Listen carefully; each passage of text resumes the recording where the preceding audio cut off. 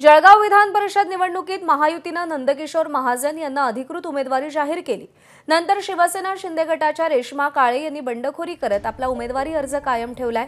त्यांना त्यांच्या वरच्या नेत्यांकडून निरोप देण्यात येईल आणि त्या अधिकृत उमेदवारासोबत राहतील असं सांगत मंत्री गिरीश महाजन यांनी एक प्रकारे त्यांच्या माघारीबाबत आत्मविश्वास व्यक्त केलाय। याबाबत रेश्मा काळे यांची भूमिका जाणून घेण्याचा प्रयत्न केला असता आपल्या माघारीबाबत जो काही निर्णय असेल तो आम्हाला आमचे नेते उपमुख्यमंत्री एकनाथ शिंदे जोपर्यंत निर्णय देत नाहीत तोपर्यंत आमच्या भूमिकेवर आम्ही ठाम राहू अशी प्रतिक्रिया त्यांनी दिली।